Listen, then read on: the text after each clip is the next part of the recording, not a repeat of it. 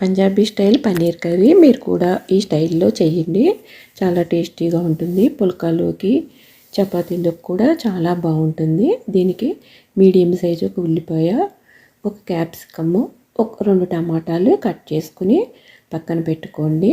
పన్నీర్ కూడా చిన్న చిన్న ముక్కలుగా కట్ చేసుకుని ఒక బౌల్లో వేసుకుని కొంచెం వాటర్ బాయిల్ చేసి అందులో పోస్తే ముక్క మెత్తపడి చాలా బాగుంటుంది కర్రీలోని.